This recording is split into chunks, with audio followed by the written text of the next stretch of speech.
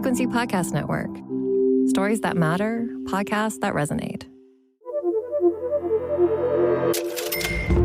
Here's something that unfortunately we've kind of gotten used to. Grocery prices going up. The amount of money you're spending to put food on the table has been steadily climbing since 2020.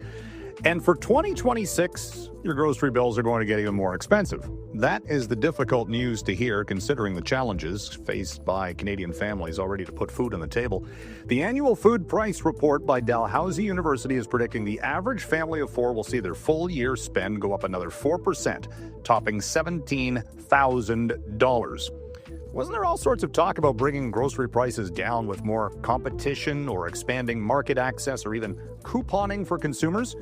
Let's get into it. Welcome to In This Economy. My name is Mike Eppel. Joining me on the line is the lead author of the Dalhousie Annual Food Price Forecast. It's the food professor, Sylvain Charlebois. Hello there, Sylvain. And good morning, Mike. So the cost of living here, Sylvain, has been a topic of discussion, certainly, on many levels, whether it's just at the dinner table and or at the political realm, business, obviously, and prices just keep going up. And you're forecasting for next year another increase. When does it slow down? Is it ever going to slow down, Sylvain? Yeah. Well, I hope we're wrong, but we've been using the same methodology for now 16 years. We do use machine learning and AI over the last almost 2 decades now, and our models are pretty efficient. Unfortunately, what we got from our model this year was a 4 to 6% overall for all categories combined. In the last 5 years, food prices have gone up about 27%, and so we are expecting in 2026 to see food prices exceed 30%, unfortunately. That's an incredible increase over a short period of time, isn't it? It is. Of course, at the very beginning of the upswing a few years ago, interest rates were also going up. I'm sure you remember that households were under tremendous pressure with higher mortgage payments, car payments. Now things have changed. In fact, 2025 was friendlier to debt holders out there. So there was a lot of cash. In fact, what we've noticed in 2025 is that people were spending more at the grocery store. In 2024, early 2025, it was really problematic because people were spending the same amount of money at the grocery store, but with inflation, of course, you're getting less. But now people are starting to spend more. The problem is that inflation remains an issue, and prices are still rising. Well, this forecast, and when you put it into actual dollar terms, a family of four is looking at an increased grocery bill for 2026 of almost $1,000, and you're already at over $17,000 for the year, for goodness sakes. Yeah, so this is the first time we've actually forecasted an increase of about $1,000 for a family of four. If you go into the report itself, you can actually recreate your own family. If you're just two adults living together, you can actually break it down and see exactly how much you should be paying for 2026 to have access to the ideal food basket. The challenge, Mike, and I'm sure you know this, is that from a nutritional security perspective, a lot of people have actually made nutritional compromises in recent years. Going to the center of the store now for 2026, other than meat prices, we are expecting the center of the store, so pantry goods, dry goods, things like pasta, sauces, nuts, things like that will likely become more expensive as well. So that safe refuge for people moving away or trying to hide from inflation will not be a safe place to go for 2026, unfortunately. Your report really drills down into various categories, what you thought might happen with prices for various segments, whether it's, just looking here, bakery, fruit, meat, seafood, that kind of thing. Some were a little bit higher, some were lower. The big standout, I think, for 2025, correct me if I'm wrong, was in the meat aisle and particularly beef. What's going on with beef, and why is that expected to continue to climb in 2026? So a year ago, we were predicting food prices to go up anywhere between 3 to 5%. We're at 3.4%. And we did say a year ago that meat would be the main driver, which it was. In fact, meat prices surpassed our own forecast of 4 to 6%. Beef is the big story. I mean, there's just no inventory out there. There was a massive drought affecting the entire continent. Our cattle herd size in Canada is the same size as it was back in 1989, if you can believe it. And we have 50 million more people. In the U.S., it's even worse. Their herd size is the same as it was back in 1951. And so, and we're not seeing anyone, or we're not seeing cattle producers reinvesting in their herd. So we don't expect beef prices to normalize before probably mid-year 2027, not 2026, 2027. Now, meanwhile, a lot of consumers are pivoting towards chicken, which is really the cheapest animal protein source out there. But chicken prices are also on the rise. So we are expecting that component of the meat trifecta to be an issue. And pork, the last component of the meat trifecta, is still affordable. But again, because of pressures created by beef prices, we are expecting pork prices to also increase in 2026. How much of this, though, is due to, well, what are the factors? Is it tariffs? Is it the climate? Is it the supply chain? Or is it a combination of all three? I mean, if you need to pick one, I think it's climate change because of the drought. That was the trigger, essentially. But from a policy perspective, I do wonder why Ottawa has been silent on beef prices, while in Washington, you're seeing the Trump administration going after beef packers. They have several beef packers in the U.S., Tyson, Cargill, National Beef, GBS. In Canada, we only have two, GBS and Cargill. They control, and they're privately owned, foreign owned. We don't know much about what's going on there, and Ottawa has been very quiet on imports. I'm sure many of your listeners have noticed that they can find Australian beef now, New Zealand beef, but imports have been limited. Unlike in the U.S., the U.S. is trying to allow more beef into the market to actually bring down prices at the meat counter. There's just no effort right now in Ottawa, at least that from our standpoint, we're not seeing anything. And there is this committee providing some input to Global Affairs that looks into beef imports. They haven't met since 2015, the last time we went through a cycle like we're going through right now. So I do think Ottawa can do something about it, but Ottawa's been quiet. Guessing that there aren't a lot of new beef or cattle farmers coming into the Canadian agribusiness sector, are there? I mean, that if anything, that seems to be going more corporate as opposed to the family farm. Yeah, absolutely. You're absolutely right, Mike. I mean, I started my career studying the mad cow crisis, and if you remember, I mean, that crisis cost the cattle industry and the beef industry in Canada over $7 billion, and they went through a lot of heartaches over the last couple of decades. And so prices are good. So basically, you're seeing a lot of cattle ranchers cashing out, and they're not being replaced. So I seem to recall, wasn't that long ago that all of the talk was about the grocery store sector itself and competitive forces and trying to get the grocery store operators to sign a code of conduct and bring prices down and maybe offer more flyer-based incentives. Has any of that led to lower prices in any way, shape, or form? Well, I mean, the intent of the code of conduct is not to reduce prices. The intent of the code of conduct is to stabilize food inflation. That's really the key here, and it's being implemented right now. It will be operational as of January 1st, 2026. So 2026 is going to be a big year. And the reason why this is important for consumers is that we are expecting to see similar things than what we saw in the UK, where food inflation became much more stable. You see, a lot of people do accuse grocers for gouging, profiteering, and of course they do deserve some of the criticism as a result of the bread price fixing scandal a few years back. But the reality is that grocers are responsible for profiteering, but up the food chain, essentially putting too much pressure on manufacturing with listing fees and well, frankly, abusing fees, which contributes to inflation eventually.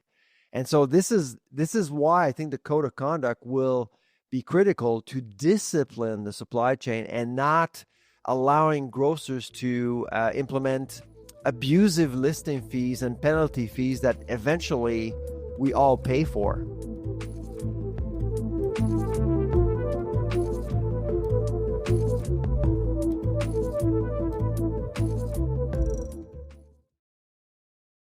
Another talking point was about the carbon tax, the consumer carbon tax.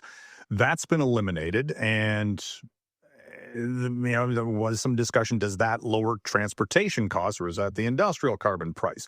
Have you seen any, reduction in the transportation component of the food price index to account for the elimination of that? That's a good question, Mike. We actually we did conduct a couple of studies on this issue, looking at supply chain implications with the carbon pricing policy that we have in Canada. And of course, our focus was always on the industrial carbon tax, that portion that nobody sees. We all know that that Prime Minister Carney really focused on the consumer part, the part that we all see. But the concern that we've always had was the compounding effect within the supply chain that eventually will impact competitiveness and food affordability in Canada. If you look at wholesale food prices in Canada versus the U.S., our own wholesale prices when it comes to food in Canada has increased much more so than in the U.S. In other words, our agri-food sector in Canada is much less competitive than it used to compared to the U.S., which would make a grocer look into the U.S. to get more food. And now, is the carbon tax part of the story? We believe it is. It is part of the story. It's not the whole story, but we do believe that the industrial carbon tax is impacting the competitiveness of our food supply chain from farm gate to store. And you have this right in the notation in the report about how energy hasn't really had as much of an impact, but it could change going into 2026 if you have not just transportation costs, but the price for oil and the follow through, fertilizer generation and all these other things, the input costs from the farming side of the equation. Which is really a good. It's good news, really. Energy costs haven't been an issue, and we're hopefully due to geopolitics and some calm around the world, we hope that energy costs won't be a factor. The other good news, I think, is the dollar. I mean, the dollar hasn't really been a big problem. A few years back, if you remember the cauliflower crisis, my dollar went down about 10 cents in about a month. And we haven't experienced that.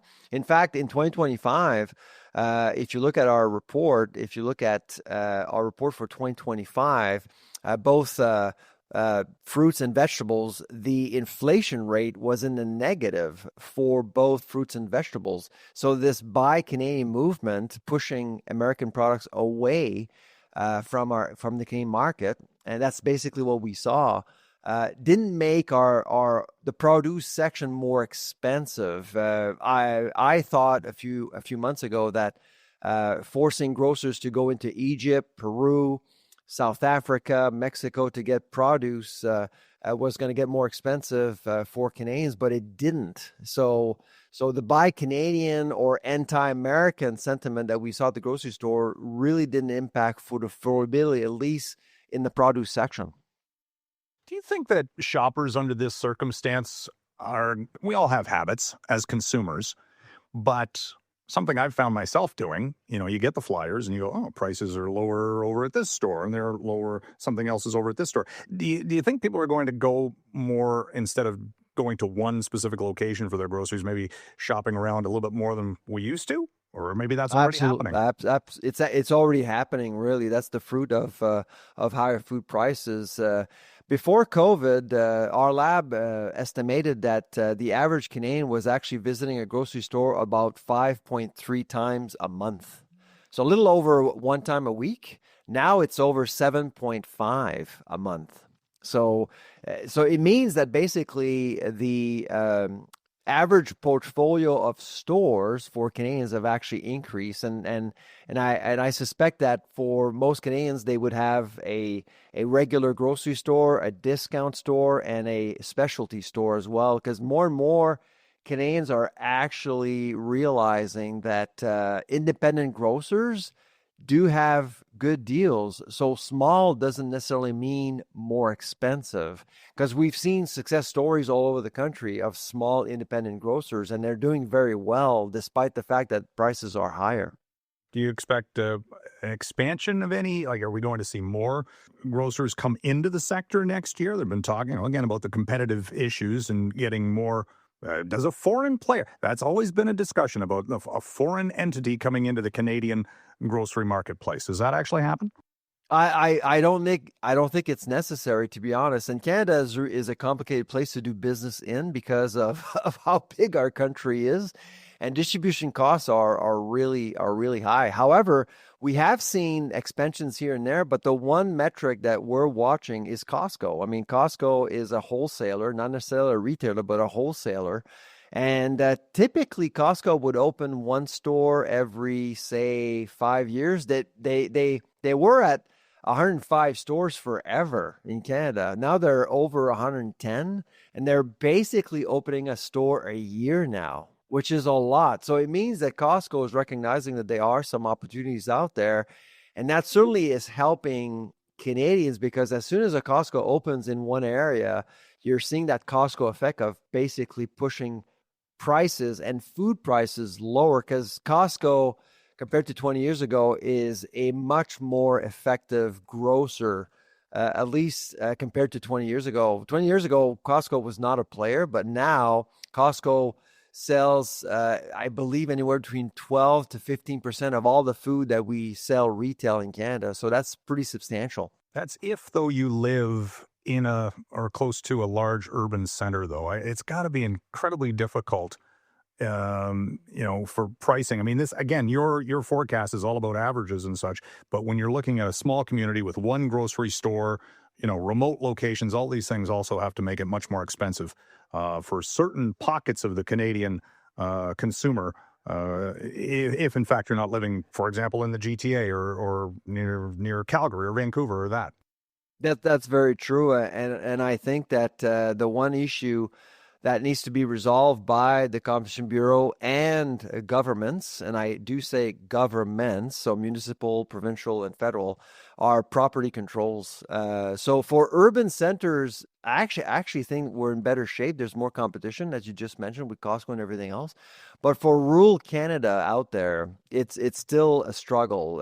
You have few options, and sometimes just one option. And sometimes you have property controls, companies buying properties so the next guy doesn't build right next to your own store, sort of thing. Or you have a mall and you're making sure that no other food retailer can actually sell products in that same mall. So those are the practices that we're seeing more and more, or we're hearing more about in Canada, that needs to stop. So smaller towns, villages can actually have options to push prices downward. I got to leave it there. Thank you very much for joining me today, Professor. My pleasure. Take care. That was Sylvain Charlebois, professor at Dalhousie University.